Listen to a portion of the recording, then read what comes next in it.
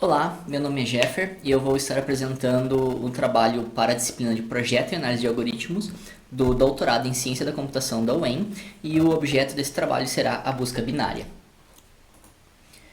O trabalho é para a disciplina DIN 4062 e eu sou aluno PG 54802. O que é um algoritmo? Então, um algoritmo ele é um procedimento a partir do qual nós calculamos valores ditos de saída a partir de valores ditos de entrada. Então, dada uma entrada, a gente vai fazer algum processamento, alguma coisa, vai ter uma saída. Ela é uma sequência finita de instruções computáveis que transformam um conjunto de valores em uma dada situação inicial e uma situação final que satisfaça condições específicas. Tá? Então, esse algoritmo ele precisa computar o que a gente deseja de uma forma correta. Então, isso a gente chama de corretude. Corretude, um algoritmo ele é correto se para toda entrada especificada a saída correta é produzida sempre, sem nenhum porém. Tá? Então a ideia é garantir que em qualquer possível execução, cada bloco dele faça exatamente o que a gente espera que ele faça. Então para isso, a gente precisa identificar o que deve ser feito por cada um dos blocos e caracterizar o estado após a execução daquele bloco. Então, o que está acontecendo após a execução daqueles comandos? Qual que é o estado do programa? Quais são os conteúdos das variáveis? Qual que é o resultado que foi trabalhado com os dados da entrada? Né? O que vai ser a saída? Então, isto é necessário avaliar para a corretude. Os testes eles servem apenas para provar que um algoritmo tem erros, nunca para provar que ele está correto. Tá? Então, para provar que ele está incorreto, basta a gente devolver uma resposta errada para qualquer instância. O que não é verdade para correto. Se você provar que ele está correto para um caso, não significa que ele está correto para o todo. E a gente vai trabalhar também a eficiência. A eficiência de um algoritmo ela é definida como a inversa da quantidade de recursos que ele requer para o seu funcionamento. Então, quanto menos recurso computacional ele precisar para ser executado, mais eficiente ele é. Serão apresentados análise de algoritmo interativo e recursivo, ambos para busca binária. Tá? Iniciando pelo algoritmo iterativo, tá? Eu já sugiro que peguem um papel e uma caneta para ir acompanhando certinho o raciocínio. Eu não tenho uma mesa digitalizadora para mostrar, então acabou ficando tudo aqui nos slides. Então eu vou estar explicando. Se você puder ir anotando e acompanhando no papel, é uma forma bem mais prática, né? Igual eu fiz aqui para construir este material. Né? Por causa da luz fica um pouco complexo, mas está aqui um rascunho bem grande deste conteúdo. Então a gente vai fazer inicialmente a corretude pela invariante de laço. Então, o que é essa invariante de laço? Ele é um método que a gente utiliza para provar que o algoritmo produz o que ele deveria produzir. Então, primeiro a gente precisa declarar uma invariante, que é uma propriedade relevante para provar a corretude dele. Quer dizer que com qualquer entrada o resultado não varia. Então, a gente tem uma invariante. Então, dada a entrada, sempre tem um resultado ok. Verificando então o caso base, né? Então aquele caso inicial simples, vamos dizer assim, deve valer antes de executar o laço. Então antes de executar o laço, qual o estado do programa? Tá? Para o primeiro valor da variável de controle. Então se a gente tiver um laço que começa em 0, a gente vai começar em 0, se tiver em 1, a gente começa em 1 e simula aquela situação para o algoritmo. A gente verifica que a propriedade se mantém a cada passo. Então a gente vai simular para 1, 2, 3, o que a gente conseguir ali, para identificar se está correto, né? Se ele continua verdadeiro. Aplicando essa invariante ao caso final, ou seja, para o valor final da variável de controle, que pode ser n, alguma coisa assim. Sobre os laços, então a gente tem algumas situações importantes, alguns conceitos, né? Que o primeiro é o conceito de guarda. Guarda é aquela expressão booleana que vai indicar se o corpo do laço deve ou não ser executado. Então aquela condiçãozinha lá, se n maior do que x, sei lá, alguma coisa assim. Se x mod 2 igual a 0, vamos dizer. Um exemplo para fazer um laço aí de verificar se o número é par ou não. Então, essa é a guarda. Essa expressão booleana que vai ser verdadeira ou falsa é a guarda. Que vai entrar ou não no laço, né? E a gente tem a variante, que é a expressão numérica que mede o quanto de execução ainda falta. Então, quanto falta para a gente chegar no final. Isso é a variante.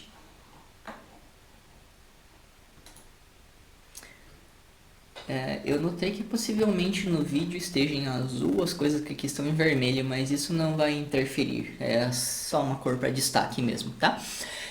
Então, o laço, ele precisa, para estar correto, ele precisa atender 5 condições. A primeira condição é a de início. Então, a invariante é verdadeiro antes de entrar no laço. Então, antes de entrar no laço, ele tem que ser verdadeiro. A gente tem a invariância, que é o corpo do laço, ele tem que preservar a invariante. O progresso, que então enquanto ele vai executando esse laço, ele vai diminuindo a variante, para a gente chegar em algum final. A limitação, que é quando a variante atinge o certo valor, a guarda se torna falsa. Então aquela condição, a guarda, né, se torna falsa e a gente cai fora deste laço.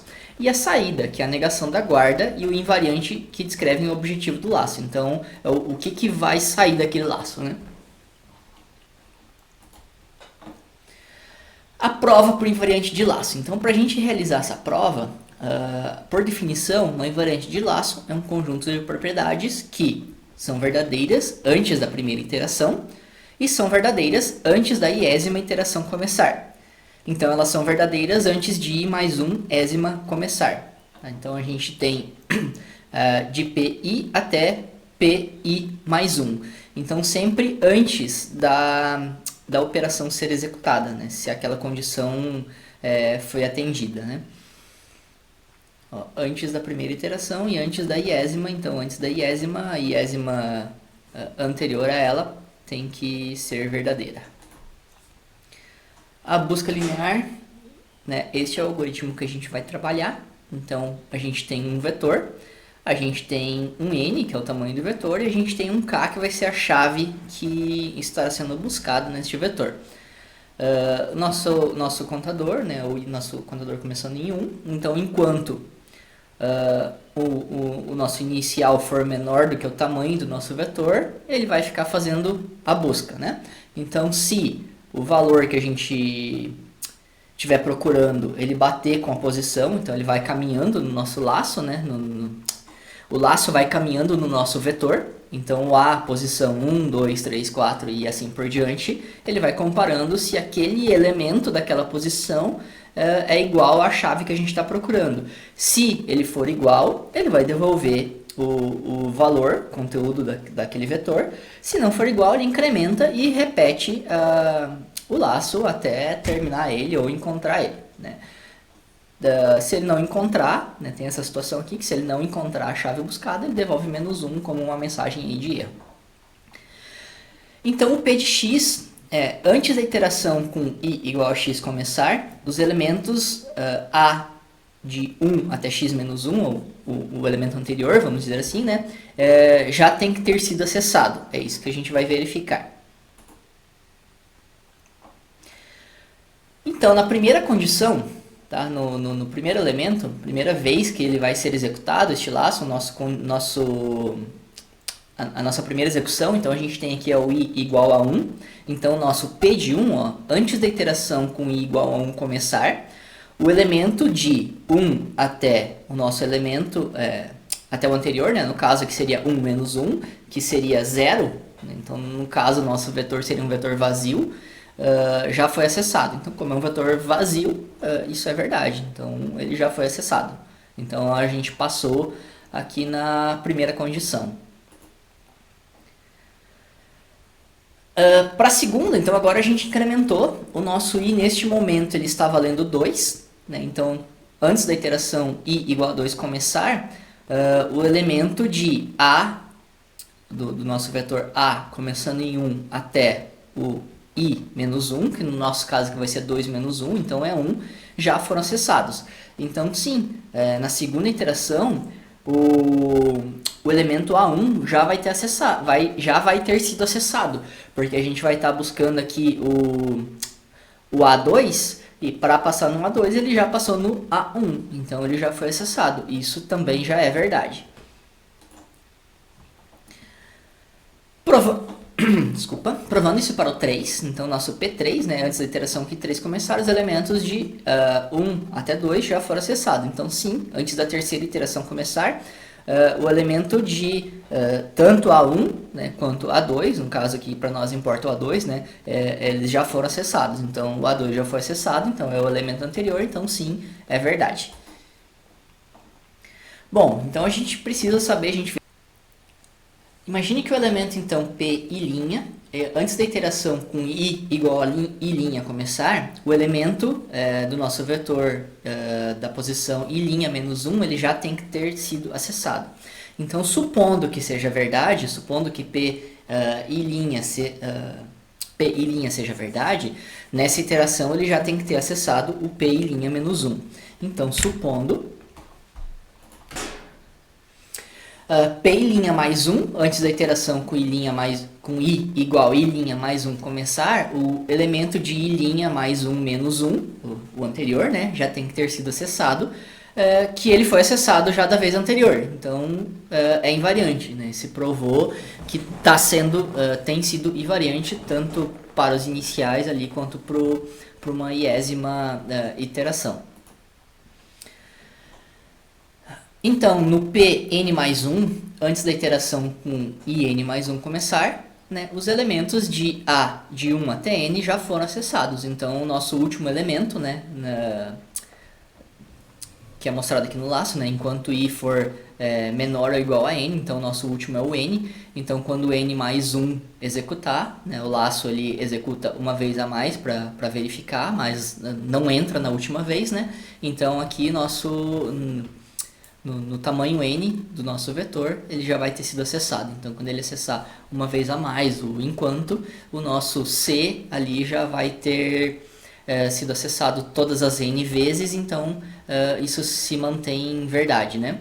Então, termina quando for n mais 1, logo, significa que quando o laço acaba, todos os elementos foram acessados. Os n elementos do nosso vetor foram sim acessados. Então, as invariantes que a gente tem aqui, a gente tem o p de x, que antes da iteração com i igual a x começar, os elementos do vetor a1 até x menos 1 já foram todos eles acessados, né? Então, o nosso p' de x, antes da iteração com i igual a x começar, o nosso k foi comparado com x menos 1 valores de a, né? Do a é o nosso vetor. Então, a gente tem aqui, né, o k foi comparado com i igual a x vezes x menos 1 valores do vetor, então com todos os anteriores, né? Duas invariantes, mas ainda não é o suficiente para provar que o nosso algoritmo está correto, né? Ainda a corretude dele não está ok. Tá ok, a corzinha na gravação está diferente aqui, mas está ok. Aqui eu coloquei para destacar, né? Para provar a corretude dessa busca linear, nós temos duas condições e fiz elas exatamente em cores diferentes, porque os slides da primeira condição estão na cor da primeira e os da segunda na cor da segunda. Então, se o k pertencer ao nosso vetor A, então o algoritmo devolve o i tal que o A na posição i igual a k. Então, ele encontrou em alguma posição do nosso vetor a chave procurada e vai devolver ele. Se ele não pertencer, então se o k não pertence ao A, então ele percorreu todo o vetor e não encontrou a chave que estava sendo buscada. Então, o nosso algoritmo devolve menos 1. Provando isso, a gente vai conseguir dizer que o nosso algoritmo é correto. Então, ele possui a corretude. Então, sim, ele funciona corretamente. Então, a primeira parte é essa daqui. Se o k pertence ao A, então a chave que a gente está buscando, ela está contida no vetor que a gente irá buscar. Então, existe um menor ou igual a L, que é menor ou igual a N, tal que o A na posição L seja o k que está sendo buscado. Então, certamente, essa iteração de i igual a L, que a gente tem na linha 4, que é aqui ó, a devolução do valor, ela será executada. O que eu quero dizer é que, se ele percorreu o nosso vetor e encontrou, ele vai devolver o conteúdo daquela posição. Então, neste momento, o algoritmo vai comparar o A da posição L com o K e devolver o I, que é exatamente o que ele está fazendo aqui. Ou seja, se a chave K existe, o algoritmo devolve ela, então esta parte está correta. Se a chave K não pertence ao vetor A, então a gente tem uma outra situação. A gente tem que imaginar que é o seguinte, que o P de x, antes da iteração i igual a x começar, o K não está em i x menos 1. Tá?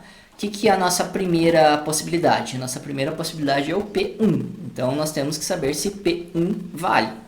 Então, coloquei aqui o 1zinho, né? Se o i igual a 1, o nosso vetor vai ser da posição 1 até a posição 0. Então, antes da primeira iteração i igual a 1, o K não consegue estar no nosso vetor porque ele é vazio, ele vai de 1 a 0. Então, tá ok, ele vale. Na primeira...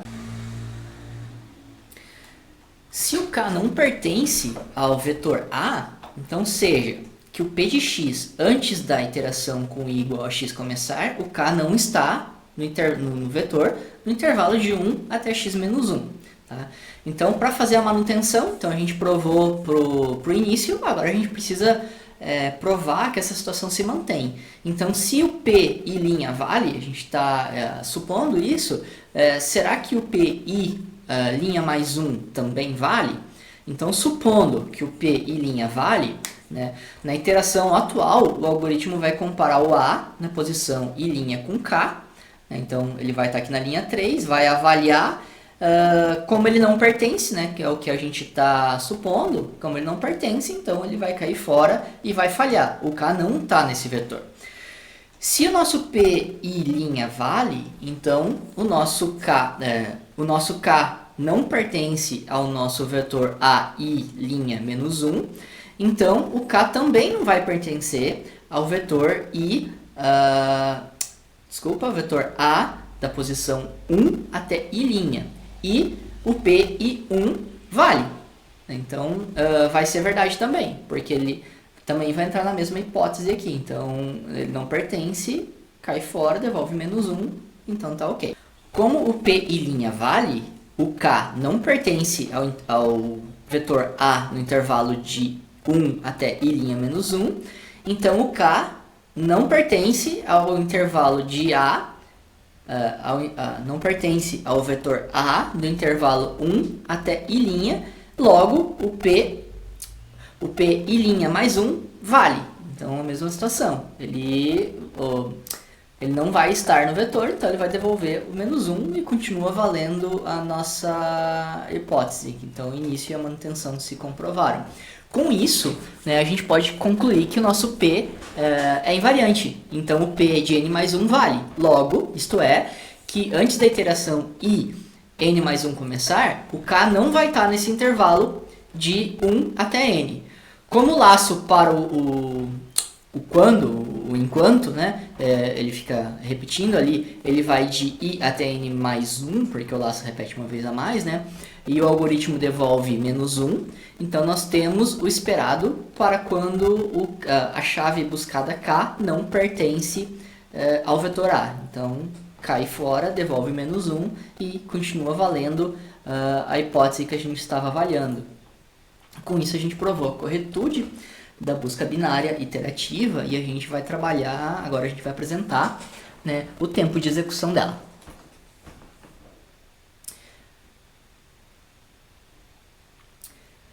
Bom, no melhor caso, né, por tempo de execução da busca linear iterativa, a gente tem primeiro uma atribuição. As atribuições ou as operações simples, né, elas têm tempo constante, então como se fosse um tempo t, vamos dizer. Então aqui a gente tem apenas uma atribuição, então a gente tem um t. Aqui a gente tem um enquanto que verifica aquela condição de guarda. Então a gente tem uma verificação aqui, né? Está verificando se o i é maior ou igual a n. A gente tem uma segunda atividade simples ali, uma comparação, né? Então estamos em 2. Aqui a gente tem uma comparação. Então se o vetor a na posição i é igual à chave buscada, né? Isso é uma operação, e depois a gente tem a operação de entrar aqui. Então aqui a gente tem duas. Então o C comparou e depois acessou. Né? Acessou e comparou, desculpa. Né? Acessou o vetor para buscar o elemento naquela posição e depois comparou, aí entrou na situação. Então a gente conta aqui nessa linha 2, a gente está em 4, e aí a gente devolve a chave buscada. O melhor caso é se ele na primeira tentativa ou na primeira posição já tiver a chave buscada, ele foi lá na primeira, encontrou, devolveu e pronto. Esse é o melhor caso. Então, para este caso, melhor caso, ele estando na primeira posição e encontrando na primeira execução, a gente tem um tempo de 5t. E aí a gente tem o pior caso. Né? O pior caso, ele teria que executar tudo. E a gente tem que analisar assim dessa forma. Eu separei aqui de duas formas, né? Primeiro, se ele pertence, que ele pode pertencer e talvez estar lá na última posição, ou ele pode não pertencer. Então a gente fez essas duas análises. Tá? Está aqui na sequência por linhas, né? Linha 1, 2, 3, 4 e 5, vou explicar cada uma delas. Então na primeira linha, de novo a gente tem aquela mesma atribuição de antes, então um acesso simples. A gente tem um tempo t, tanto faz se para pertencer ou não, o tempo vai ser t. Essa nossa linha 2, então, do enquanto o i for menor que n faça, para o caso do k pertencer ao nosso vetor a gente vai executar ele uma vez para cada valor de i, variando de 1 até o nosso pk. Então a gente vai fazer isso, uma operação base, né? Ela vezes ela pk vezes, então é t vezes pk. Se o nosso k não pertencer ao nosso vetor, a gente vai executar ela todas as vezes. O laço, então, ele executa n mais 1 vezes, porque na última ele verifica, mas não entra. Então, a gente vai executar t n mais 1 vezes. Para a linha 3, então, né, a linha 3, a gente tem aqui duas operações. Então, por isso que a gente tem o 2t, tanto nas duas colunas, né? Então, a gente tem o acesso ao vetor e depois a comparação. Para o que não pertence, ele é executado n vezes. Apesar de o laço ser executado n mais 1, o conteúdo do laço ele é executado só n vezes. Então, para o que não pertence, ele vai executar todas as vezes, então ele vai até n e ele tem o custo de 2t por ser uma operação, por ter duas operações simples. Então ele é 2t de n. E para o que pertence, ele então também vai ser 2t, porque também são as duas operações, mas ele vai ser as mesmas pk vezes do exemplo de antes. Para a próxima linha, que é a linha 4, então no exemplo que ele pertence, ele vai ser t, uma atividade simples, né? Uma operação simples, ele simplesmente vai devolver um valor, então é t. E para o que não pertence, ele vai ser 0, porque ele não vai entrar nessa condição, então não será executado. A linha 5, ela vai executar uma vez a menos que o laço. Então ela vai executar, se ela encontrar... vai executar uma vez a menos que o laço. Né? Então ela tem uma comparação e uma soma. Então ela tem duas atribuições básicas. Então ela vai executar 2t, pk menos 1 vezes, porque ela vai, se o laço entra pk vezes, ela vai ser executada pk menos 1 vezes. E na outra hipótese, na outra coluna, ela vai ser executada o total de vezes. Então ela vai ser executada 2t n vezes, se não for encontrado. Né? Ele vai ser executado do início até o fim do vetor. E a última linha, a linha 6, ela, na primeira hipótese ela não será executada, porque em algum momento ela vai encontrar. E na segunda hipótese ela vai ser executada t, né? Ela tem um custo t. Para isso, então, dado isso, a gente consegue fazer o somatório. Né? Então, se o nosso k pertencer ao vetor, a gente tem a soma desses tempos, né? Então t mais t vezes pk mais 2 vezes t vezes pk mais t mais 2t pk menos 1. Isso nos daria um tempo de 5t pk vezes pk. E se o nosso elemento não pertencer, então a gente tem o nosso pior caso. Então a gente tem, se o K não pertence ao vetor A, o nosso tempo é o somatório de t com mais t vezes n mais 1, mais 2tn mais 2tn mais t, que é a somatória do que a gente tem aqui, que daria um total de 5tn mais 3t, que é o nosso pior caso. E a gente tem o caso médio, e nesse algoritmo de busca linear, então é uma busca num vetor, e o tempo médio, o conceito dele é que é a média do tempo de todas as instâncias. Então qual que é a média do tempo de busca em um vetor? Então a gente tem o melhor caso, que é que ele esteja no primeiro, a gente tem o pior caso, que é que ele esteja, que ele nem esteja no vetor, né? Então ele percorreu todos. E o caso médio, então, seria o caso de ele estar no meio. Então esse é, na verdade, um algoritmo até bem fácil de analisar, né? Então, logo, por conceito, né? Em média, a chave buscada vai estar na posição central. A posição central, neste caso, ele vai ser n mais 1 dividido por 2, porque a quantidade de vezes que a gente vai estar executando aquele laço ali. Então a gente já tinha que o tempo do algoritmo era 5t vezes 5t pk vezes, sendo, faltou um ezinho ali, né? O pk igual a n mais 1 dividido por 2. Um probleminha de codificação de teclado ali. Isso implica na fórmula 5tn mais 5t sobre 2. Então é exatamente como se o elemento estivesse na metade para o caso médio. E agora a gente vai comentar do mesmo caso, da mesma busca binária, porém ela é recursiva. O que é recursão, né? Uma função ela é recursiva se ela chama a si mesmo. Então é uma função básica que resolve uma parte do problema e ela fica se chamando até resolver o problema como um todo, né? Então o algoritmo para resolver o problema x, ele tem uma instância i do tamanho n para resolver, e existe uma instância i' de tamanho menor que o n que ajuda a resolver o i. Então a nossa situação é como resolver o i'. A indução prova proposições e ela será utilizada para provar o funcionamento da recursão. Tá? A recursão ela tem um caso base, geralmente ele é simples e pequeno e nós sabemos resolvê-lo diretamente.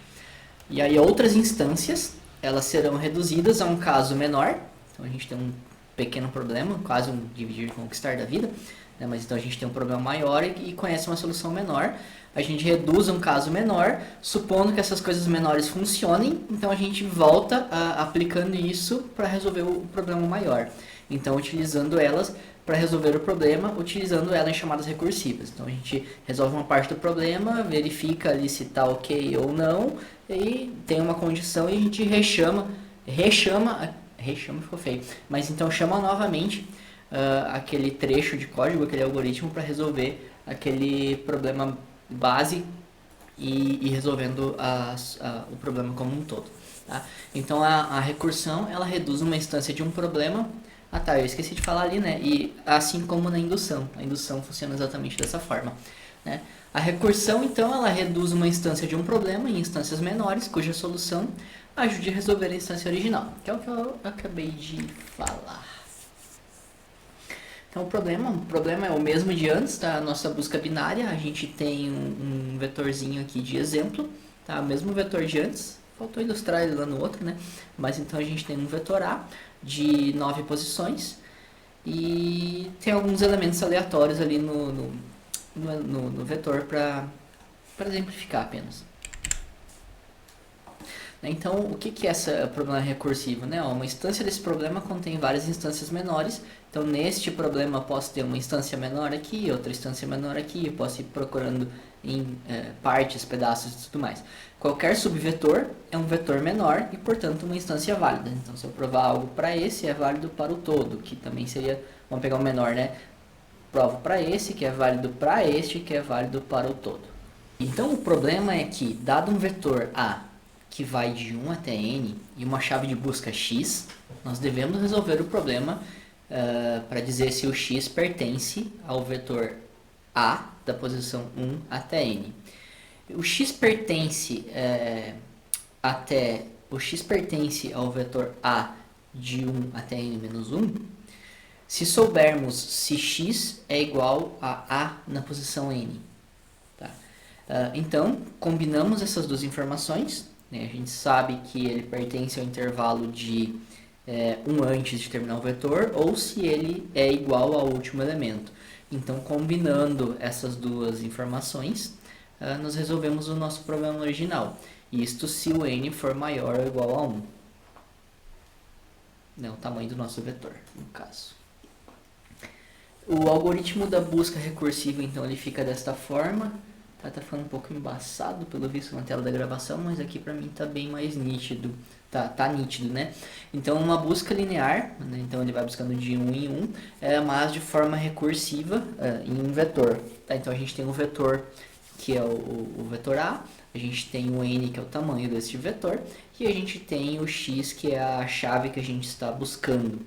Se o nosso n é igual a zero, então ele já devolve menos 1. Então, o tamanho é zero, não encontrou, não tem como encontrar, né? Não tem nada lá dentro.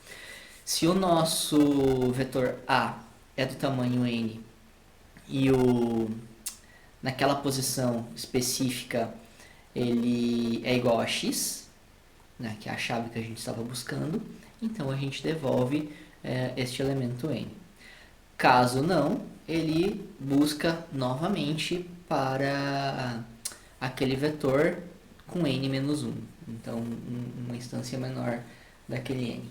Então, ele faz isso até encontrar a chave ou chegar no n igual a zero. Que daí, no caso, ele não encontrou. A chave não pertence ou não consta no vetor. Que é o que eu acabei de falar aqui, né? Então, a gente, caso não tem elementos, né? Ou no caso de ele terminar a busca recursiva, acabar, né? Ele chegou aqui no n-1 e esse n chegou a zero, então ele naquele vetor não encontrou a chave buscada e não existem mais elementos no vetor. Então devolve menos 1 e a chave não está no vetor procurado. E a segunda parte aqui, né, é o que eu já falei ali antes, né, se for o último elemento, ele devolve o elemento, né, o último elemento no caso que é o que ele está procurando aqui, né, o último elemento. Se não for, ele busca o penúltimo, se não o antepenúltimo e assim por diante, recursivamente até encontrar ou saber que ele não existe. Isso, que é o que eu acabei de falar aqui, senão ele devolve o chamado. Senão ele devolve chamando o algoritmo novamente. Ele vai chamando novamente até encontrar ou saber que ele não existe. Então, para essa busca linear recursiva, o que a gente precisa responder para garantir que ele funciona? Para garantir que ele funciona, a gente precisa fazer a gente precisa provar a corretude dele. Como? Né? Então, a gente prova que ele funciona para 0, para 1, para 2... E aí, caso ele funcione isso, a gente vai mostrando, a gente mostra lá para n, e daí a gente tem a prova da corretude desse algoritmo. Tá?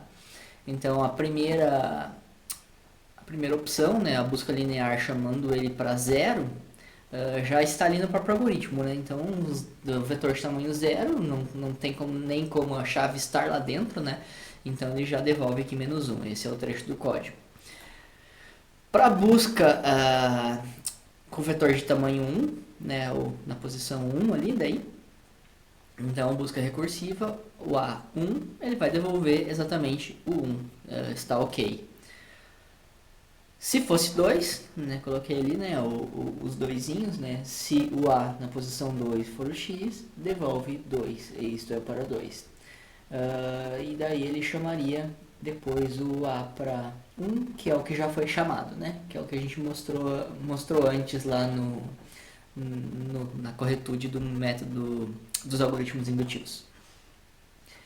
E aí para 3, bom, para 3 será igual, né? Nem coloquei, opa, volta. Eu nem coloquei porque na verdade é a mesma coisa, e aí a gente parte agora para o n. Né? Então a gente precisa provar agora que ele funciona para para iésima situação, iteração. Né? Então, passo 1, provar o P0. Então, o valor pequeno, caso base, é o que a gente fez ali agora. Os valores pequenos para o caso base estão provados, funcionam. A gente fez para 1 e para o 2 ali. E imaginando do 3 ali, ele também funciona.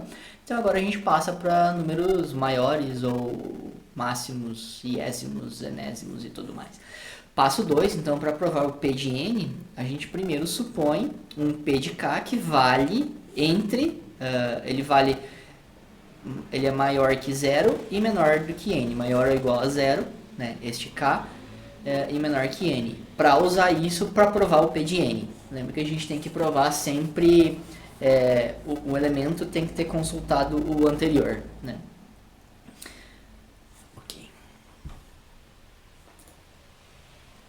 Nosso caso base, n igual a zero, né? Já mostrei ali antes no próprio algoritmo. O algoritmo diretamente devolve menos 1, que é a resposta esperada. O vetor é vazio, então não contém x, não teria nem como conter, logo o p de zero ele é correto. Tá? Considerando que o nosso n seja maior do que zero, então a gente tem uma hipótese, que é o p de k vale para 0 menor ou igual a k, que é menor que n.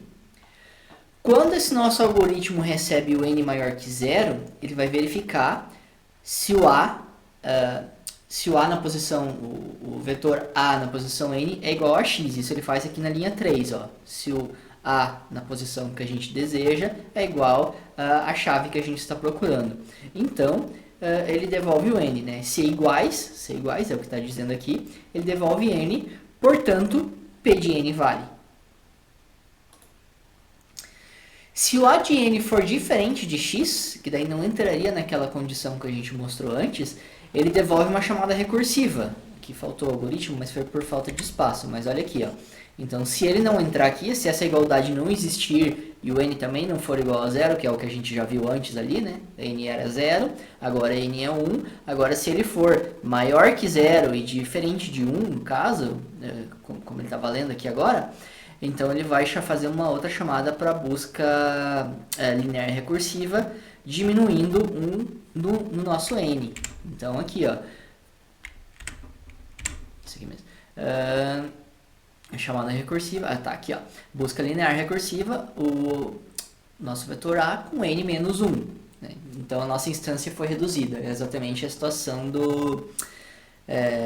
da recursividade, né, dos algoritmos recursivos, e é o que a nossa indução vai acabar fazendo também.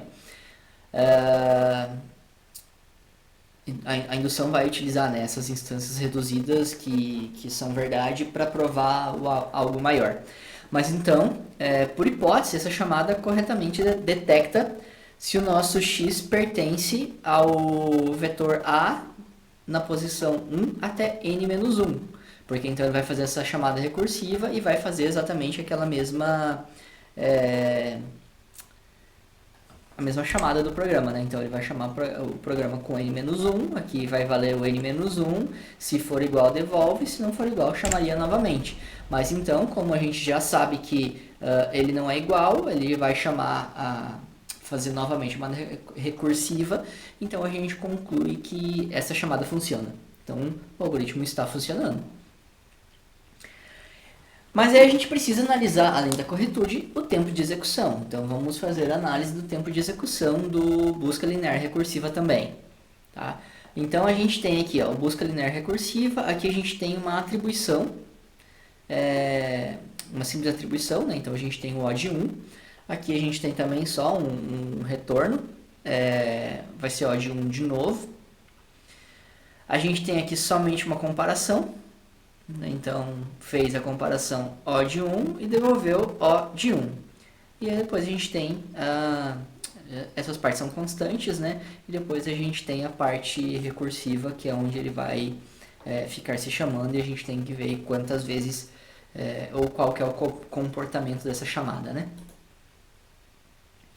Então, essas chamadas recursivas, ela tem um tempo constante, o máximo dela vai ser O de n, como limite superior. Então, o n é a quantidade de vezes que essa chamada recursiva vai ser chamada. Então, este n aqui, vezes, é o que ela pode ser chamada.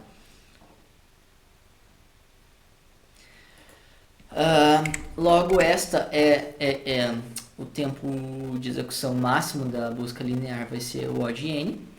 E aí então, como uma bibliografia, a gente tem os livros tanto do Ziviani quanto do Cormen, que possuem estes exemplos, né? Então, em especial aqui o Cormen.